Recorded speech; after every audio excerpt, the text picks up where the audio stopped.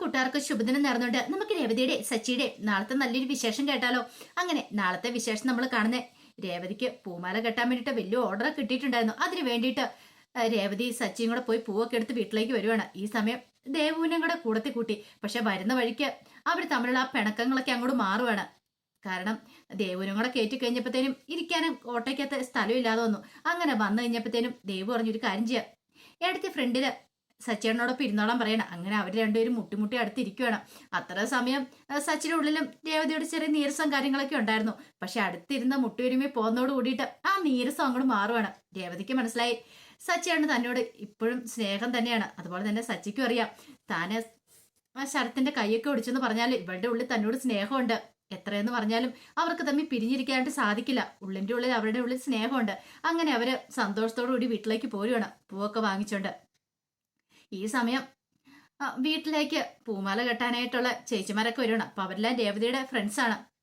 രേവതിക്ക് മുമ്പേ പരിചയമുള്ളവരാ. അങ്ങനെ ഒരു 6-7 പേര് അങ്ങോട്ടേക്ക് വരുവാണ്. ഈ സമയം ചന്ദ്രമതി എന്ന് കഥ തുറന്നു നോക്കി കഴിഞ്ഞപ്പോഴത്തേനും പൂ കെട്ടുന്ന ഒരു 6-7 ചേച്ചിമാരെങ്ങനെ നിൽക്കുവാണ്. അല്ല, നിങ്ങൾ ആരാ, നിങ്ങൾ എന്താ ഇവിടെ എന്നൊക്കെ ചോദിക്കുക. അല്ല, ഞങ്ങളെ മനസ്സിലായില്ലേന്ന് ചോദിക്കും. മനസ്സിലാവാനായിട്ടാ, എനിക്കങ്ങ് മനസ്സിലായില്ലെന്ന് പറയാ. പണ്ടേ തൊട്ട് ചന്ദ്രമതിക്ക് ഒരു പുച്ഛമാണല്ലോ ഈ പൂ കെട്ടുന്നവരെ, അങ്ങനെയുള്ളവരെ, ഇച്ചിരി പണം കുറഞ്ഞവരെ കണ്ട ഒരു പുച്ഛഭാവമാണ്. അല്ല, മനസ്സിലായില്ലേ, മുമ്പ് ഞങ്ങളിവിടെ വന്നിട്ടുണ്ട്. രേവതിയുടെ കൂട്ടുകാർ ചേച്ചിമാരാന്ന് പറയണോ? ഓ അങ്ങനെ. അല്ല, ഇപ്പൊ എന്തിനാ എങ്ങോട്ടേക്ക് വന്നേന്ന് ചോദിക്കാം. അതെ, ജോലിക്ക് വന്നെന്ന് പറയാ. ജോലിക്കോ? അതെ, രേവതിക്ക് വേണ്ടിയിട്ട് രേവതി വിളിച്ചിട്ട് ഞങ്ങൾ ജോലിക്ക് വന്നാന്ന് പറയാ. അവളെ ഒരു ജോലിക്കാരിയാ, പിന്നെ അവൾക്ക് വേണ്ടി നിങ്ങൾ ജോലിക്ക് വന്നോ? ഭയങ്കര കോമഡി ആയി പോലെന്ന് പറയാ. ഇത് കേട്ടത് അതിലൊരു ചേച്ചിയും കൂടെ സഹിച്ചില്ല. നിങ്ങൾ എന്താ പറഞ്ഞേ? നിങ്ങളുടെ മരുമോളെ നിങ്ങൾ ജോലിക്കാരിയായിട്ടാണ് കണ്ടിരിക്കണേ? ഓഹോ, ഈ വീട്ടിലെ വേലക്കാരിയായിട്ടാണ് നിങ്ങളപ്പോ അവളെ കണ്ടിരിക്കുന്നേ. അപ്പൊ അങ്ങനെ വരട്ടെ കാര്യങ്ങള്. നിങ്ങൾക്ക് എങ്ങനെ തോന്നുന്നു അങ്ങനെ പറയാനായിട്ടൊക്കെ? പിന്നെ എങ്ങനെ പറയണം? അവള് തന്നെ ഇവിടുത്തെ ഒരു ജോലിക്കാരിയാ. പിന്നെ നിങ്ങൾ അവൾക്ക് ജോലിക്ക് വന്നത് എന്ന് പറഞ്ഞാൽ എനിക്കത് വിശ്വസിക്കാൻ പോലും പറ്റില്ലെന്ന് പറയാ. ഇത് കേട്ടതും അല്ലേ ചേച്ചി പറഞ്ഞു, അതെ ഞങ്ങൾ പറഞ്ഞ സത്യം, ഞങ്ങൾക്ക് കള്ളത്തരം പറയേണ്ട കാര്യമൊന്നുമില്ല. രേവതി വിളിച്ചിട്ട് തന്നെ ഞങ്ങൾ ഇങ്ങോട്ടേക്ക് വന്നെന്ന് പറയാ. പക്ഷെ ഇപ്പൊ നിങ്ങൾ ഈ പറഞ്ഞോണ്ടല്ലോ, അത് മോശക്കേടായിപ്പോയി. 4 ആള് കൂടുന്ന ഇടയ്ക്ക് നിങ്ങൾ സ്വന്തം മരുമോളെ ഇങ്ങനെ താഴ്ത്തി കെട്ടി പറയാൻ പാടില്ലായിരുന്നു. ഇന്നത്തെ കാലത്ത് ആരെങ്കിലും ചെയ്യുന്ന കാര്യമാണത്. നിനക്ക് സാമാന്യ ബോധം എന്ന് പറഞ്ഞ ഒന്നില്ലേ? അവളെ ജോലിക്കാരെന്ന് വിളിക്കാൻ നിങ്ങൾക്ക് എന്ത് യോഗ്യതയായിരിക്കുന്നേ? നിങ്ങള് എന്തേലും ജോലി ചെയ്യുന്നുണ്ടോ? നിങ്ങൾ ഈ വീട്ടിൽ കയറുന്ന വെറുതെ ഫുഡ് കഴിച്ചോണ്ടിരിക്കുകയല്ലേ ചെയ്യുന്നേ? ഞങ്ങൾക്ക് കുറെ കാര്യങ്ങളൊക്കെ അറിയാം. അതുകൊണ്ട് തന്നെ പറയണ, നിങ്ങൾക്കിത് പറയാനുള്ള യാതൊരു യോഗ്യതയില്ല. അവൾ നന്നായിട്ട് അധ്വാനിച്ച് ജോലി ചെയ്താ ജീവിക്കണേ. പക്ഷെ നിങ്ങളെ പോലെ ഒന്നും അല്ലെന്ന് പറയാം. ഇത് കേട്ടാൻ ചന്ദ്രമതിക്ക് എന്ത് ചെയ്യണം നടത്തില്ല. പെണ്ണുങ്ങളെല്ലാം കൂടെ വട്ടം കൂടി ചന്ദ്രയെ അങ്ങോട്ട് പൊരിച്ചെടുത്തില്ലേ. കലപില കലപിലാന്ന് ചന്ദ്രയുടെ ചെവിക്ക് ചുറ്റുമെന്ന് പറഞ്ഞു. അവസാനം ചന്ദ്രയ്ക്ക് ഭ്രാന്ത് പിടിക്കുന്ന പോലെ തോന്നി. ദൈവമേ, കാക്കക്കൂട്ടി കൊണ്ട് കല്ലിട്ട അവസ്ഥയായിപ്പോയി. വേണ്ടിയിരുന്നില്ല, അങ്ങനെയൊന്നും പറയേണ്ടിയിരുന്നില്ല എന്ന് തോന്നി. രേവതിനെ പറഞ്ഞാൽ പിന്നെ അവർക്ക് സഹിക്കുമോ? കാരണം കുഞ്ഞുനാളിലെ മുതൽ രേവതിനെ അവർക്കെല്ലാം അറിയാവുന്ന, രേവതിയുടെ സ്വഭാവം, രേവതി എന്തായതെന്നൊക്കെ അറിയാവുന്ന. പിന്നെ രേവതിനെ കുറ്റം പറഞ്ഞാൽ സഹിക്കാൻ പറ്റുന്ന കാര്യമാണോ? മുമ്പ് വന്നപ്പോഴാണെങ്കിലും രേവതിനെ കുറ്റപ്പെടുത്തി പറഞ്ഞിട്ടുണ്ടായിരുന്നു.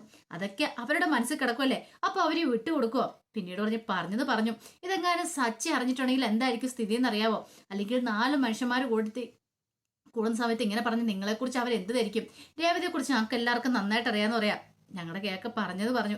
ഇനി മേലാൽ ഇത് ആവർത്തിച്ചേക്കളെന്നൊക്കെ പറയാം. വല്ലാത്തൊരവസ്ഥയായിപ്പോയി ചന്ദ്രയ്ക്ക്. ഈ സമയം സുധി നടന്നിങ്ങോട്ട് വരുവാണ്. അപ്പൊ സുധിക്കാണ് ആപ്പാ ടെൻഷനാ. ജോലി ശരിയായെന്ന് പറഞ്ഞാലും കാര്യമില്ല. 10-14 ലക്ഷം രൂപ വേണം. ഇനിയിപ്പോ എവിടെ നിന്ന് ഉണ്ടാക്കുമെന്ന് ഓർത്ത് നടക്കുന്ന സമയത്താണ് അങ്ങനെ പാർക്കിൽ വെച്ചുള്ള ആ ഫ്രണ്ട് വരുന്നത്. ദൈവമേ, ഇപ്പം വീണ്ടും പൈസ ചോദിക്കാൻ വരുന്നാന്ന് തോന്നേ. വീട്ടിൽ വന്ന് പ്രശ്നം ഉണ്ടാക്കിയിട്ട് പോയതേ ഉള്ളൂ. അങ്ങനെ ശ്രുതി കാര്യങ്ങളൊക്കെ അറിഞ്ഞു. ഇനി നടുറോട്ടി വെച്ച് നാട്ടുകാരുടെ മുന്നിലും കൂടെ നാണം കെടുത്താനാന്ന് തോന്നുന്നു വരുന്നേ. സുധി അവിടെ നിൽക്കെന്ന് പറഞ്ഞുകൊണ്ട് അയാൾ പുറകെ ഓടി വരുവാണ്. ഈ സമയം സുധി എന്ത് ചെയ്യണു? സുധി ഇച്ചിരി സ്പീഡ് കൂട്ടി സുധി നടന്നു. എടാ അവിടെ നിൽക്കടാ, എനിക്കൊരു കാര്യം പറയണ്ടെന്ന് പറയാം. പക്ഷെ അതൊന്നും കേട്ട് സുധി നിന്നില്ല. സുധി ഇത്തിരി സ്പീഡ് എടുത്ത് ഓടുവാണ്. അവസാനം അയാൾ പുറകെ വന്ന് സുധിനെ പിടികൂടി. എടാ നീ എന്തിനാ എന്നെ കണ്ടപ്പോൾ ഓടിയെന്ന് ചോദിക്കാം. അത് പിന്നെ കാര്യം പറ. നീ വഴിക്ക് വെച്ച് കണ്ട് വെറുതെ എന്നെ നാണം കെടുത്തെന്ന് എനിക്ക് തോന്നി, അതുകൊണ്ടാന്ന് പറയണം. നാണം കെടുത്താനോ നിന്നെയാ? അല്ല, നീ പൈസ ചോദിക്കാൻ വേണ്ടി വന്നാന്ന് എനിക്കറിയാം. കഴിഞ്ഞ ദിവസം വീട്ടിൽ വന്നപ്പോൾ ഞാൻ പറഞ്ഞില്ലേ ഞാൻ എങ്ങനെയെങ്കിലും ഉണ്ടാക്കി തരാന്ന്. നീ ശ്രുതിയോട് പറഞ്ഞിട്ട് എന്നെ ശ്രുതിയുടെ മുന്നിൽ നാണം കെടുത്തിയില്ലേ? അതിന് മാത്രം എന്ത് തെറ്റാൻ ചെയ്തേ? ഞാൻ തരാമെന്ന് പറഞ്ഞാൽ തരും. എനിക്ക് ഉടനെ തന്നെ ജോലി ശരിയായിട്ടുണ്ട്. ഉടനെ ഞാൻ കാനഡയ്ക്ക് കയറിപ്പോ. അങ്ങനെ ആദ്യ ശമ്പളം കിട്ടുമ്പോൾ തന്നെ നിന്റെ പൈസ ഞാൻ തന്നു കൊടുക്കുമെന്ന് പറയാം. ഇത് കേട്ടതും അവനൊന്ന് നോക്കി. എടാ നീ എന്ത് വർത്താനൊക്കെ പറയണമെന്ന് നിൽക്കും. പിന്നെ അല്ലാതെ ഞാൻ പറ ശരിയല്ലേ?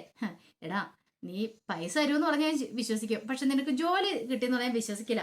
അതും കാനഡയ്ക്ക് കയറി പോകാനായിട്ട്. വെറുതെ കോമഡി ഇറക്കല്ലേ സുധി എന്ന് പറയണം. നിനക്കെന്താ വിശ്വാസം വന്നില്ലേ നിൽക്കും? ഇല്ല, വിശ്വാസം വന്നില്ല. എന്നാ വിശ്വസിക്കണ്ട, ഞാൻ നിന്റെ പൈസ ഉടനെ തന്നെ തന്നേക്കാം എന്ന് പറയണ. എടാ, പൈസയുടെ കാര്യത്തിലല്ലേ ഞാനിപ്പോ വന്നേ, പിന്നെയോ പൈസ നീ എനിക്ക് തരണ്ടാന്ന് പറയണേ. പൈസ തരണ്ടേ? അതെന്താ അങ്ങനെ പറഞ്ഞേ? അപ്പൊ നിനക്ക് പൈസ വേണ്ടേ ഇനി? എടാ, അതൊക്കെ പണ്ടേ കിട്ടിക്കഴിഞ്ഞെന്ന് പറയണം. പൈസ കിട്ടിയോ? ആര് വന്നു? എപ്പ തന്നു? എങ്ങനെ വന്നു? 100 ചോദ്യങ്ങളായിരുന്നു. അത് നിന്റെ ഭാര്യ ശ്രുതി വന്നെന്ന് പറയണേ. എന്റെ ഭാര്യ ശ്രുതി വന്നോ? അതെ, അവള് കൊണ്ട് എനിക്ക് പൈസ തന്നു. അപ്പൊ നീ കാര്യങ്ങളൊന്നും അറിഞ്ഞില്ലാരും ചോദിക്കും. ഇല്ല, എന്നോട് ആരും ഒന്നും പറഞ്ഞില്ല എന്ന് പറയാം. അന്നെങ്കിൽ പൈസ കൊണ്ട് തന്നായിരുന്നു, പലിശ ചേർത്ത് തന്നെന്ന് പറയണം. അതെ, നിനക്കിനി പൈസയ്ക്ക് വല്ല ആവശ്യമുണ്ടേ എന്നോട് ചോദിച്ചാൽ മതി, ഞാൻ തരാട്ടോ. പക്ഷെ നിന്റെ ഉറപ്പിമേ ഞാൻ തരില്ല. ഞാൻ പൈസ കൊടുക്കുന്നുണ്ടെങ്കിൽ അത് ശ്രുതിയുടെ, നിന്റെ ഭാര്യയുടെ ഉറപ്പിമേ മാത്രം നിനക്ക് ഞാൻ പൈസ തരുള്ളൂ. കാരണം നിനക്ക് തന്നിട്ടുണ്ടെങ്കിൽ നീ തിരിച്ചെടുത്തില്ലോ. പക്ഷെ നിന്റെ ഭാര്യയാണെങ്കിൽ തിരിച്ചു തരും. ആ ഒരുറപ്പ് എനിക്ക് ഉണ്ടെന്ന് പറയണം. ഇത് കേട്ടതും ഒരു നിമിഷം ശ്രുതി അത് ഞെട്ടിപ്പോയി. അവള് പൈസ കൊണ്ട് കൊടുത്തിരിക്കുന്നു തന്റെ കടം വീട്ടാനായിട്ട്. കാരണം ആ സമയത്ത് അവള് ദേഷ്യപ്പെട്ട് തന്നോട് പറഞ്ഞാലും തന്നോട് അവൾക്ക് ഇഷ്ടമുണ്ട്, അതുകൊണ്ടാണല്ലോ പണം കൊടുത്തിരിക്കുന്നത്. എന്നാൽ ശരി, വെറുതെ ഇരിക്കുന്ന സമയത്താണെങ്കിൽ പാർക്കിലേക്കൊക്കെ ഇറങ്ങുക, നമുക്കിത്തിരി വർത്താനമൊക്കെ പറഞ്ഞിരിക്കാം എന്നൊക്കെ ശ്രുതിയോട് പറഞ്ഞിട്ടാണ് അയാളങ്ങോട് പോകുന്നത്. പിന്നീട് ശ്രുതി നിന്നില്ല. ശ്രുതി നേരെ വീട്ടിലേക്ക് വരുവാണ്. വീട്ടിലേക്ക് അത് മുറിയിലേക്ക് കയറി കഴിഞ്ഞപ്പോഴത്തേനും ശ്രുതി അവിടെ തുണിയൊക്കെ മടക്കിക്കൊണ്ടിരിക്കുന്നുണ്ടായിരുന്നു. ശ്രുതിയെ പോയി കെട്ടിപ്പിടിക്കുകയാണ്. പെട്ടെന്ന് ശ്രുതി തിരിഞ്ഞിട്ട് ചോദിച്ചു, എന്താ ശ്രുതി, ഭയങ്കര സന്തോഷത്തിലാണെന്ന് പറയണ. അതെ, ഞാൻ കുറച്ച് സന്തോഷത്തിലാന്ന് പറയണം, എന്നാലും ഇത്രയ്ക്ക് ഞാൻ പ്രതീക്ഷിച്ചില്ലെന്ന് പറയും. എന്ത്? അല്ല, നീ കൊണ്ട് പൈസ കൊടുത്തില്ലേ, ആ സന്തോഷമല്ലേന്ന് ചോദിക്കാം. അത് പിന്നെ എന്റെ കടമയല്ലേന്ന് ചോദിക്കുകയാണ്.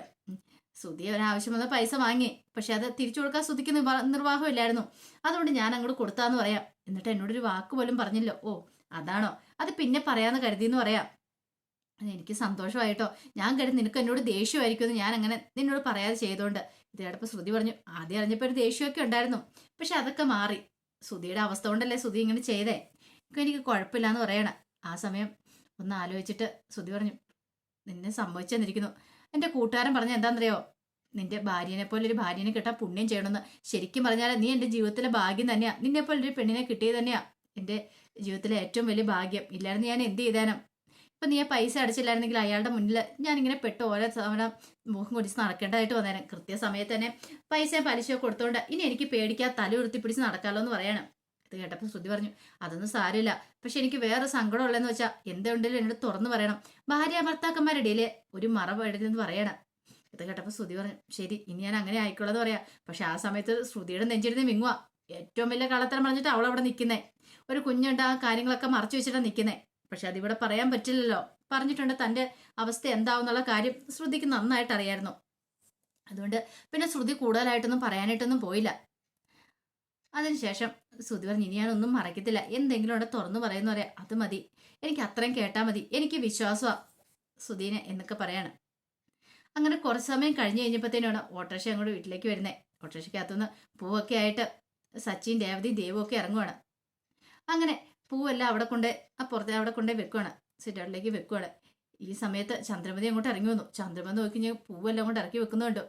അപ്പോഴേക്കും രേവതിയോട് വന്ന് കൂട്ടുകാർ ചേച്ചിമാർ ചോദിച്ചു, അല്ല നമ്മൾ എവിടെ ഇരുന്ന പൂ കെട്ടുന്നേ, അതിന് സ്ഥലം ഇവിടെ ഇരുന്നാണോ നിൽക്കും, ഒരു കാര്യം ചെയ്യാം, നമുക്ക് ഇവിടെ പായിട്ടിട്ട് നമുക്ക് എല്ലാവർക്കും കൂടി ഇവിടെ ഇരുന്നാലോ എന്ന് ചോദിക്കണം. ഇത് നമുക്ക് കുഴപ്പമില്ലോ, ഇവിടെ ഇരുന്ന് ചെയ്യാന്ന് പറയണം. അല്ലെ ഒരു കാര്യം ചെയ്യാം, മുറ്റത്തേക്ക് വല്ല പടുതി എന്തെങ്കിലും വച്ച് കെട്ടിയിട്ട് അവിടെ ഇരിക്കാം. പിന്നെ വെയിലും കൊള്ളത്തില്ല, പടുതനം എടുത്ത് കെട്ടുകയും ചെയ്യാലോ, പിന്നെ മഴ പെയ്താലും പ്രശ്നം വരത്തില്ലോ. അങ്ങനെയൊക്കെ ഒരു ചിന്ത അവിടെ മനസ്സിലുണ്ട്. അങ്ങനെ അവർ ആ കാര്യങ്ങളൊക്കെ പറയാണ്.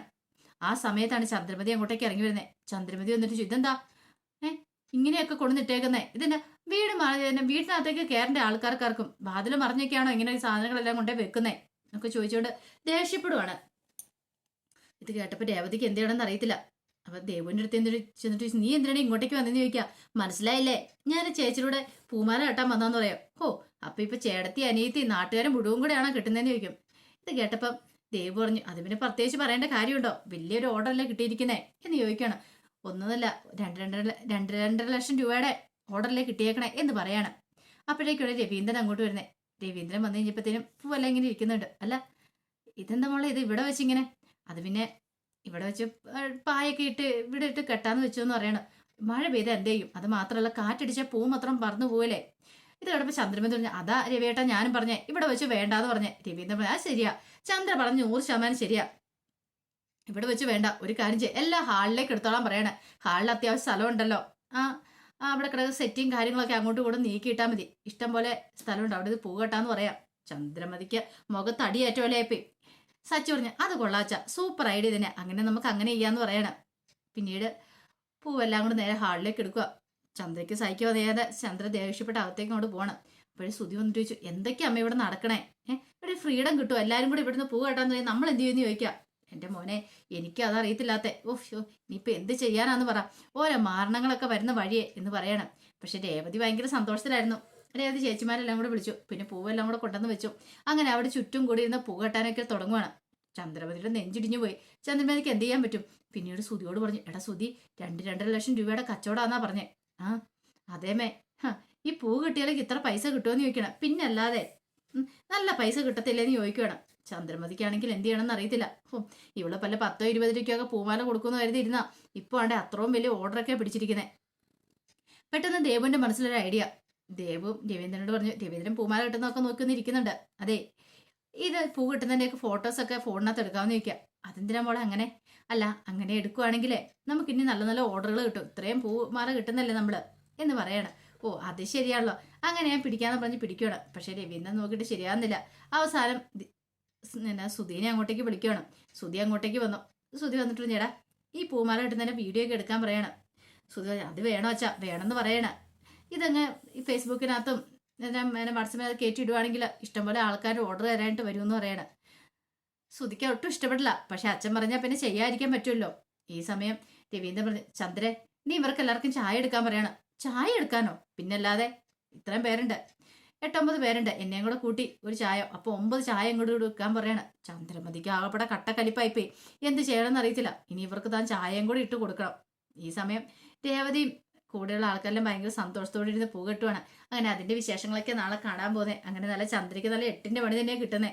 ചന്ദ്ര ഒരിക്കലും പ്രതീക്ഷ കാര്യമില്ല തന്നെ കൊണ്ട് അടുക്കളപ്പന്നെ ഏൽക്കുന്നതും ഈ ചായ എടുക്കാനൊക്കെ പറയുന്നൊക്കെ അതും രേവതിയുടെ കൂട്ടുകാർക്ക് വേണ്ടിയിട്ട്. അപ്പൊ ഇനിയിപ്പോൾ അതിന്റെ വിശേഷങ്ങളൊക്കെ കാണാൻ പോകുന്നത്. ആ വിശേഷങ്ങളൊക്കെ നമുക്ക് എല്ലാവർക്കും കാത്തിരിക്കാം കേട്ടോ. ഒരിക്കൽ കൂടി എല്ലാവർക്കും ശുഭദിനം നേർന്നുകൊണ്ട് നിർത്തുന്നു. നന്ദി.